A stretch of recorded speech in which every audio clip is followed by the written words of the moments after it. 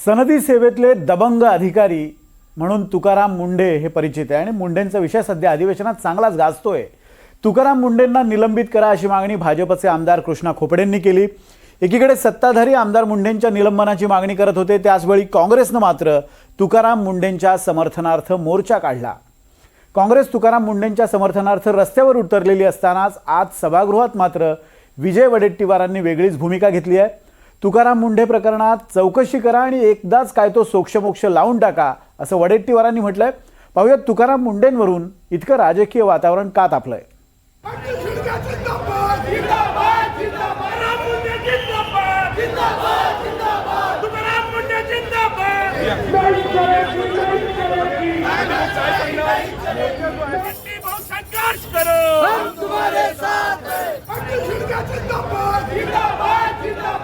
Dabangg IAS अधिकारी अशी ओळख असलेल्या तुकाराम मुंडेंच्या समर्थनार्थ काँग्रेसनं नागपूरमध्ये काढलेला हा मोर्चा।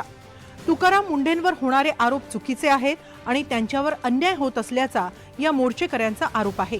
गेले 2 दिवस तुकाराम मुंडेंवरच्या आरोपांवरून अधिवेशनातलं वातावरण तापलंय।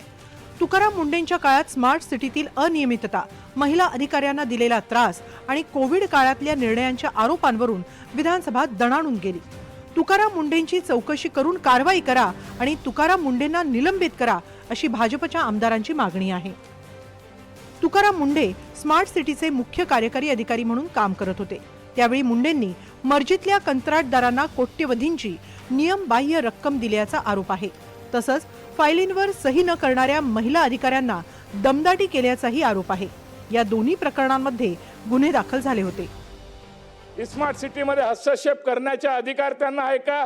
त्यांनी म्हणलं नाही आणि म्हणून हे तिन्ही उत्तर स्मार्ट सिटीच्या सेक्रेटरीनी त्या ठिकाणी दिलं।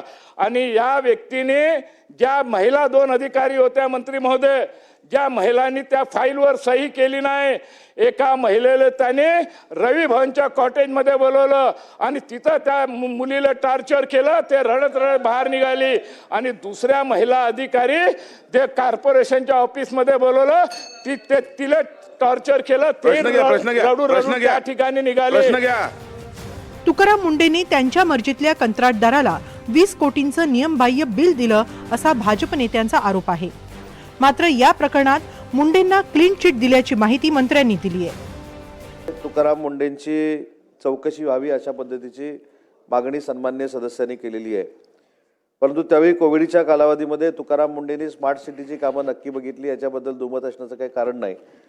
त्याच्यानंतर त्याची ऑर्डर देखील तत्कालीन मुख्यमंत्र्यांनी काढलेली होती, काही कालावधीनं काढली, पण त्याच्यानंतर मुख्यमंत्र्यांनी त्यांची ऑर्डर देखील काढलेली होती। सन्माननीय सदस्यांनी 20 कोटी रुपयाच्या बिलाचा जो या ठिकाणी उल्लेख केला, त्याच्या संदर्भामध्ये 2 इन्क्वायरी त्यांच्या चालू होत्या। त्याच्यातली एक इन्क्वायरी ही पोलिसांच्या मार्फत चालू होती आणि त्या अधिकाऱ्यांनी जी माहिती घेतली, अहवाल दिला, त्याच्यामधनं देखील त्यांना क्लीन चिट मिळालेली आहे। एकीकडे काँग्रेसनं तुकाराम मुंडेंच्या समर्थनार्थ मोर्चा काढलेला असताना तिकडे विधानसभेत मात्र काँग्रेस नेते विजय वडेट्टीवार यांनी तुकाराम मुंडेंची चौकशी करा आणि विषय मिटवून टाका अशी मागणी केली आहे। आणि एकदा या विषयावर चौकशीमध्ये जर तुकाराम मुंडे दोषी आढळत असतील तर कारवाई करून टाका। काय होत आहे, ते बॉल टाकतात, तुम्ही टोलवता, रन निघतच नाही, असं चाललेलं आहे।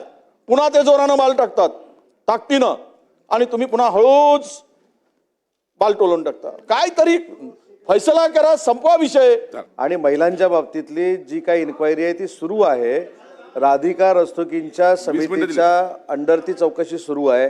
1 महिन्यानंतर त्याचा अहवाल येईल विजय वडेट्टीवार साहेब, आणि त्या अहवालामध्ये जर त्याच्यामध्ये काही नमूद असेल त्या पद्धतीनं कारवाई करू सांगितलेलंच आहे। राज्यातील धडाडीचे IAS अधिकारी अशी तुकाराम मुंडेंची ओळख आहे। तुकाराम मुंडे हे 2005च्या बॅचचे IAS अधिकारी आहेत।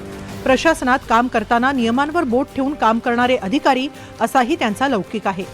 नियमानुसार सर्वसाधारणपणे 3 वर्षात बदली होणं अपेक्षित असतं। तुकाराम मुंडे मात्र सरासरी 1 वर्षच काम करतात, कारण त्यांची सतत बदली होते। तुकाराम मुंडे यांची ऑगस्ट 2025 मध्ये दिव्यांग कल्याण विभागाचे सचिव म्हणून नियुक्ती करण्यात आली आहे। गेल्या 20 वर्षांच्या काळात त्यांची ही 24वी बदली ठरली आहे। तुकाराम मुंडेंना बिलामधल्या गैरव्यवहार प्रकरणी आधीच क्लीन चिट मिळाली आहे, तर महिला अधिकाऱ्यांना धमकावल्याच्या प्रकरणाचा अहवाल 1 महिन्यात येणार आहे। त्यानंतर तुकाराम मुंढेंच्या भवितव्याचा फैसला होणार आहे. Bureau report, NDTV Marathi, Mumbai.